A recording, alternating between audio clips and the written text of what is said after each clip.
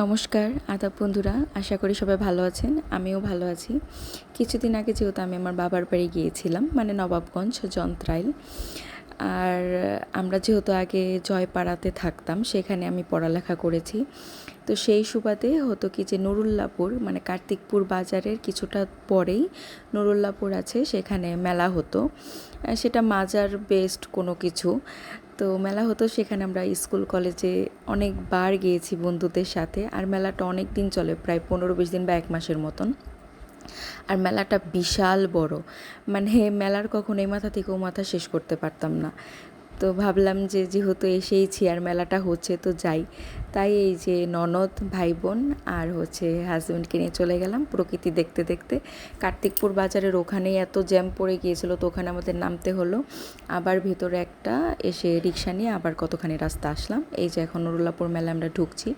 যেহেতু এটা একটা মাজার বেসড মেলা, মানে ওরস বা এরকম কিছু টাইপ উপলক্ষে হয়, হয়তো আমার স্পেসিফিক্যালি জানা নেই। যদি আপনাদের কারো জানা থাকে জানাতে পারেন, যদি ওই এলাকার কেউ থাকেন। তারপরে যে আমরা মেলাতে ঘুরছিলাম, এই মেলাটায় মানে কাঠের জিনিস, কসমেটিক্স, খাওয়া দাওয়া, নিমটি, চানাচুর, এইসব জিনিস, নাগরদোলা, মানে কোনো কিছুর অভাব নাই। এই মেলায় গেলে সব কিছু পাওয়া যায়, মানে A to Z। বললাম না যে এই মেলার এক মাথা থেকে আরেক মাথা ঘুরে শেষ করা পসিবল না।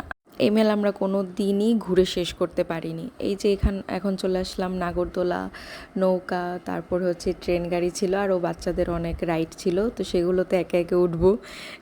মেনলি এইগুলোর জন্য এসেছিলাম, আর মেলাটা দেখার জন্য এসেছিলাম। যেহেতু আর অন্য কিছু কেনাকাটা করব না, কারণ এই মাসে আমি প্রায় 3-4টার মতন মেলায় চলে গিয়েছিলাম। শ্বশুরবাড়িতে ছিল মেলা, বাবার বাড়িতে ছিল মেলা, এখন আবার বাবার বাড়ির এলাকার একটু দূরেই এটা।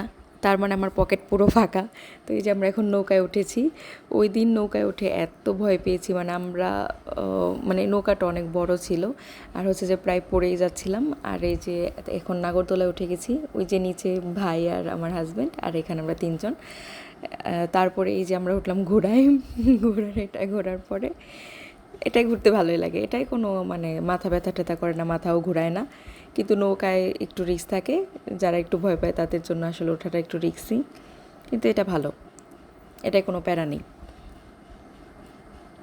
তো আমরা ঘুরছি। এখন আমরা উঠেছিলাম ট্রেনে। এই ট্রেনটা আমি প্রথম উঠলাম বাচ্চাদের মতন, কিন্তু ভাবলাম যে উঠে যাই, যেহেতু নতুন জিনিস আর বড়রা উঠতে পারছে। তো এটার মধ্যে উঠলাম। এখন আমরা ফিরছি। দেখুন কি সুন্দর আকাশে পূর্ণিমার চাঁদ উঠেছে, খুব ভালো লাগছিল চাঁদটা দেখতে। সুন্দর আমরা প্রকৃতিও দেখছিলাম, চাঁদও দেখছিলাম, আর একটু ঠান্ডা ঠান্ডা হাওয়া ছিল, খুব ভালো লাগছিল পরিবেশটা।